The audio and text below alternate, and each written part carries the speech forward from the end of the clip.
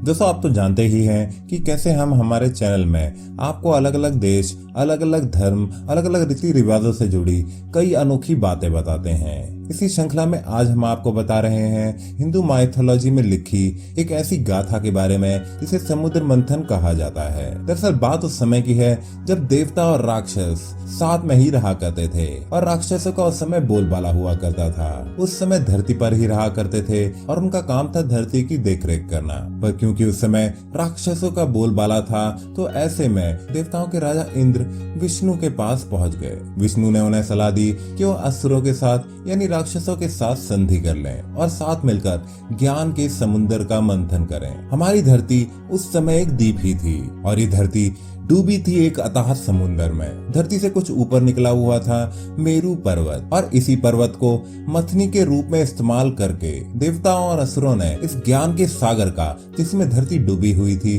उसका मंथन किया। अब आपने ये देखा ही होगा कि गांव में कैसे दूध को मथ कर उससे मक्खन निकाला जाता है, उसी तरह इस ज्ञान के सागर को भी मथ कर इससे कई चीजें निकलने की बात कही गई थी। जैसा कि हमने पहले बताया है, इस मंथन की मथनी बन गया मेरू पर्वत और मेरू पर्वत को चलाने के लिए जो रस्सी बनी वो था वासुकी नाग। वही नाग जो आप भोले शंकर के गले में पड़ा देखते हैं। बस वासुकी नाग और मेरू पर्वत से बन गई एक बड़ी मथनी और राक्षसों और देवताओं ने मिलकर मंथन का काम चालू कर दिया। पर इस मंथन में निकली 14 दिव्य चीजें, ऐसी जादुई चीजें जिन्होंने पूरे ब्रह्मांड को ही बदल कर रख दिया। चलिए आज हम आपको बताते हैं इन्हीं 14 रत्नों के बारे में। आप देख रहे हैं फैक्ट जीनी।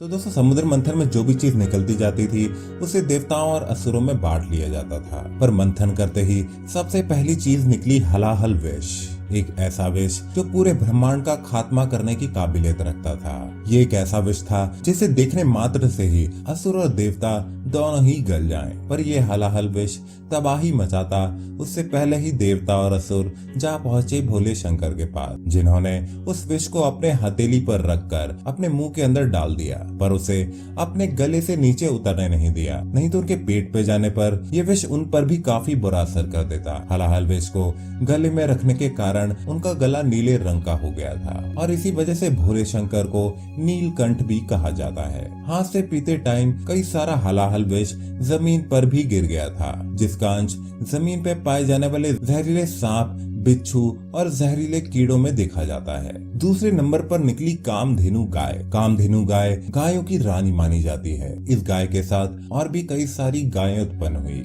और इसी के बाद से गाय को काफी पवित्र पशु माना जाता है। माना जाता है इस गाय ने ही बाद में इंसानों का पालन पोषण चालू किया और अपने दूध से ही इंसानों को जीवित रखा। तीसरे नंबर पे निकला उच्च श्रवा घोड़ा। उच्च श्रवा मतलब होता है कि जो ज्यादा जोर से सुनता है। घोड़े तो उस समय भी हुआ करते थे। उच्च श्रवा नाम का घोड़ा एक ऐसा घोड़ा था जिसके पंख हुआ करते थे और ये मन की गति से उड़ने और दौड़ने वाला घोड़ा माना जाता था। माना जाता है कि देवता इसे अपने साथ ही आकाश में ले गए और धरती पर अब इसकी कोई प्रजाति नहीं बची। आपको ये भी जानकर हैरानी होगी कि इस घोड़े की भूख सिर्फ अमृत से ही मिटती थी। ये घोड़ा इंद्र द्वारा भी इस्तेमाल किया जाता था। नंबर 4 पर है ऐरावत हाथी। अब कई सारी अलग अलग कहानियों में ऐरावत हाथी के बारे में अलग अलग चीजें बताई है। ऐरावत हाथी हाथियों का राजा था। ये एकदम ही सफेद था और कई कहानियों में बताया गया है कि इसकी 7 सूंडें हुआ करती थी। कईयों में बताया गया है कि इसके 4 दांत हुआ करते थे। ऐरावत भी इंद्र को दे दिया गया था, जिन्होंने इसे अपनी सवारी बना लिया था। ऐरावत बहुत ही शक्तिशाली था और आज के दौरान धरती पर जो कुछ सफेद हाथी देखे जाते हैं वो इन्हीं के वंशज होते हैं। नंबर 5 पर है कौस्तुभ मणि। दोस्तों, कौस्तुभ मणि एक ऐसी चीज थी जो बहुत सारा गुड लक लाती थी। यह आपकी सारी मनोकामनाएं पूरी कर सकती थी। कौस्तुभ मणि को भगवान विष्णु अपने सर पर सजा के रखते हैं, पर माना जाता है कि इससे पहले ये मणि कालिया नाग के माथे पर हुआ करती थी। कालिया नाग एक ऐसा नाग है जो यमुना नदी में घूमा करता था और जिसे भगवान विष्णु ने कृष्ण का अवतार लेकर धूल चटा दी थी, जिसके बाद कालिया नाग ने कौस्तुभ मणि श्री कृष्ण को दे दी थी। आपने कई सारी मूवीज में इच्छाधारी मणि के बारे में सुना होगा।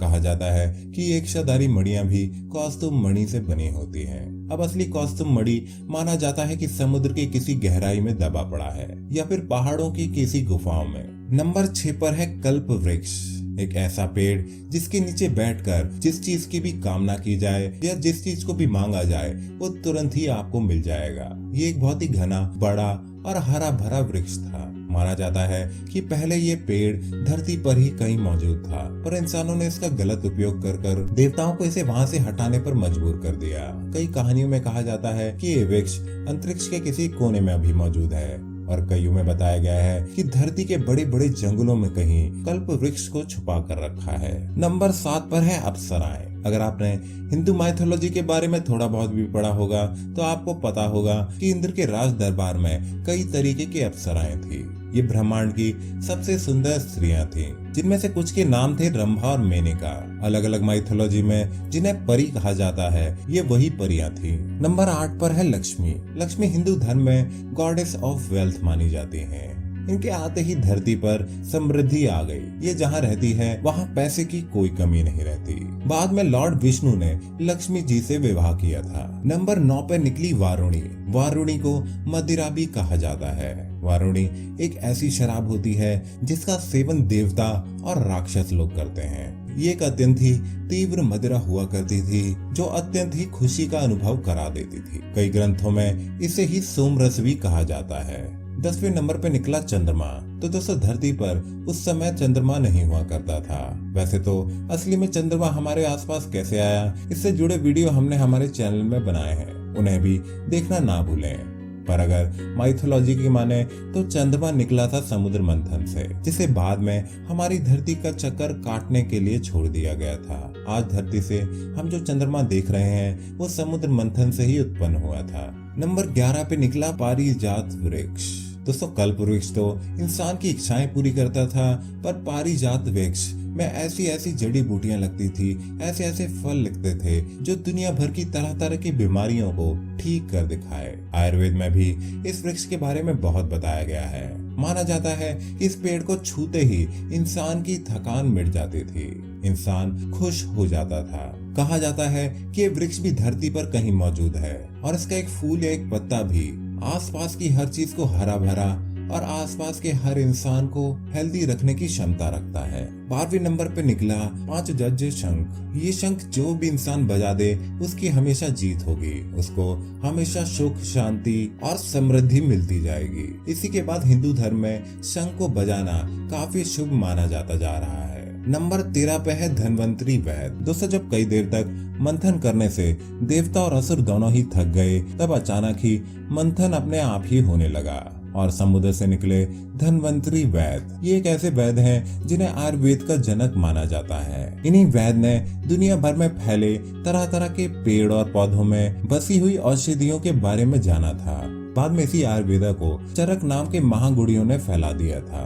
धन्वंतरी वैद्य आज से करीब 10,000 साल पहले समुद्र मंथन से निकले थे और समझ लीजिए कि उस समय के लिए ये एक तरीके के साइंटिस्ट ही थे। और इन्हीं धन्वंतरी वैद्य ने बनाया था अमृत, जिसका एक बहुत बड़ा पात्र ये अपने हाथ में लेकर समुद्र मंथन से निकले थे। यानी कि 14वें नंबर पे निकला था अमृत। अमृत एक ऐसी चीज थी जिसका एक घूंट भी पीते ही इंसान अमर हो जाए। आपको जानकर हैरानी होगी कि देवता पहले अमर नहीं हुआ करते थे, वो भी असुरों की तरह नश्वर हुआ करते थे। पर जब यह अमृत निकला तो विष्णु भगवान ने छल से इस अमृत का सारा पान सिर्फ देवताओं को ही करा दिया था। असुरों में सिर्फ एक ही असुर इसका पान कर पाया था, जिसके बाद सारे देवता अमर हो गए थे और सारे असुर नश्वर। और इसी के बाद से देवताओं ने स्वर्ग पर अपना हक कायम कर लिया था। तो दोस्तों, देखा आपने कि कितनी अद्भुत है ये हिंदू माइथोलॉजी की कहानी। वैसे आपको इन 14 रत्नों में से सबसे अच्छा रत्न कौन सा लगा, हमें कमेंट करके जरूर बताएं। इस वीडियो को लाइक, शेयर और हमारे चैनल को सब्सक्राइब करना ना भूलें। साथ ही साथ हमारे इंस्टाग्राम चैनल को भी फॉलो करना ना भूलें। लिंक नीचे डिस्क्रिप्शन में मौजूद है। मिलते हैं अगले वीडियो में। आप देख रहे हैं फैक्ट जीनी।